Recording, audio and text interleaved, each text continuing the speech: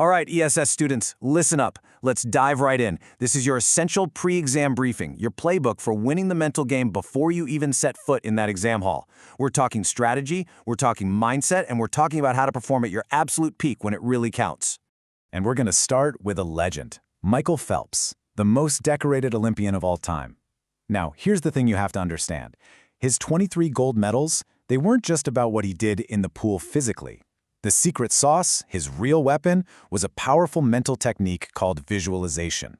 So you might be wondering, what on earth can an Olympian teach me about my environmental systems and societies exam? Well, as it turns out, a whole lot. We're going to take his elite mental strategy from the swimming pool and plug it directly into the pressure cooker of the exam hall. Okay, first up, let's get into our first core concept, thinking like a system. This is where we make that direct link between how Phelps mentally rehearsed a race and the kind of deep environmental analysis you need to nail for the ESS exam. And right here is where it all clicks. See, on the left, you've got Phelps in his head, visualizing every possible thing that could happen in a race, the good, the bad, the ugly. Now look at the right. An ESS student is doing the exact same thing, but with environmental systems. You're mentally walking through how they work, how they react to stress like pollution, and how those super important feedback loops operate. You see, you're using the exact same mental muscle. Let's make this real. Think about a climate system feedback loop. So you start with more CO2 in the atmosphere. That leads to a stronger greenhouse effect, which, of course, raises global temperatures. What happens then? The polar ice starts to melt. This reduces the Earth's albedo, its ability to reflect sunlight. And the result? Even more warming. That's a classic positive feedback loop. Being able to mentally trace that chain of events, that's systems thinking in action. So here's the bottom line. Once you really internalize this way of thinking, those exam questions, they stop being these big, scary, overwhelming things. They become structured challenges, like puzzles that you actually have a framework to solve. It's all about building confidence through structure. Okay, let's move on to our second big idea, which builds right on top of this. Modeling your exam success. This is about building a kind of cognitive blueprint for your answers before you've even written a single word.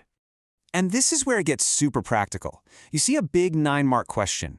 Instead of just diving in head first, you mentally run through a checklist like this one. You ask yourself, what's the command term here? Is it evaluate, discuss? Where can I weave in those crucial environmental, social, and economic angles?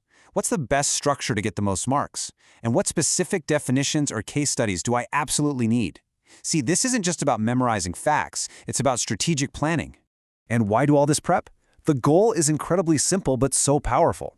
You want to reduce the cognitive overload during the exam. By building that model in your head beforehand, you free up your brain power to just focus on clear, precise execution, instead of scrambling to come up with a plan on the fly. This brings us perfectly to our third point. Developing academic resilience. You remember how Phelps would visualize his goggles filling with water during a race just so he wouldn't panic if it actually happened? Well, that's precisely what we're talking about here, preparing for the unexpected in your exam. This table just lays out the parallel perfectly. A poor start off the blocks for Phelps, that's just like you running into a case study you've never seen before. Equipment failure for him is like you staring at a really difficult graph. Distractions from the crowd? That's like you realizing you've misinterpreted a command term. The challenges look different, but that need for a calm, prepared response, it's identical. So let's put a name to it. Academic resilience. It's not just about being tough. It's the skill of being able to take a hit, like a really tough question, while still maintaining your core functions, your clarity, your structure, and most importantly, your confidence. And the big takeaway here is so empowering. When you do this kind of deep, systematic prep, you create what I like to call an academic autopilot. So when the pressure is on and something unexpected pops up, you don't hit the panic button. You just respond with the clarity and structure you've practiced, and you execute with confidence. Okay, we've talked a lot about the mindset. So for our fourth section, let's get into your action plan.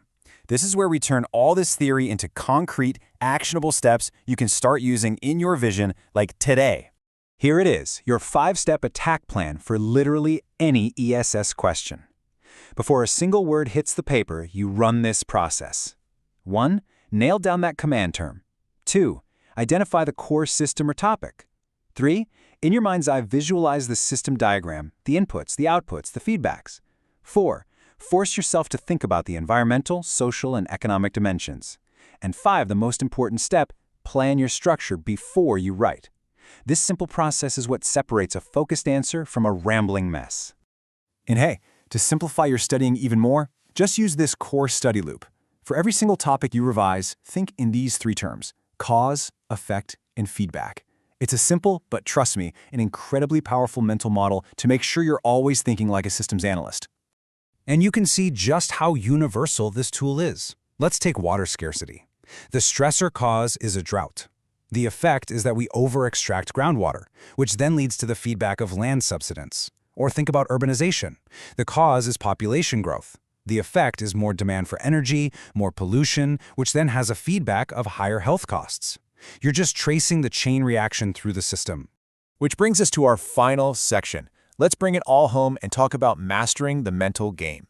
This is all about cementing that mindset of a true systems master. Just look at this contrast. On the left, you've got reactive thinking. That's the panic mode. Oh no, this graph is totally unfamiliar. I don't know what to do. But on the right, you have systematic thinking. That's a calm plan. Okay, first I'm going to identify the variables, then the units, then the trends. One is chaos, the other is control. That is the shift you're aiming for. So when you really think about it, what you're truly learning through all of this goes so far beyond just passing an exam. You are mastering systematic thinking over reactive thinking. You're learning how to mentally model complex interactions. You're building a preparedness for uncertainty, and you're developing genuine intellectual resilience. These are lifelong skills. Because here's the big idea, the core thesis of this whole explainer. ESS isn't just about studying environmental systems. No, it's about training your own cognitive system to manage complexity and interconnected problems. And hey, don't just take my word for it. As the source material puts it, at the IB Diploma Program Year 2 level, this discipline mindset distinguishes surface understanding from true mastery. This is literally what separates the good students from the great ones. So, to bring it all together, here's the playbook we've just built. It stands on 4 key pillars: mastering systems thinking, using mental modeling to plan your answers, building resilience for the unexpected, and executing a concrete action plan. That, right there, is your formula for success. Which leaves us with just one last question. You have the playbook, your mind is prepared, so are you ready to win?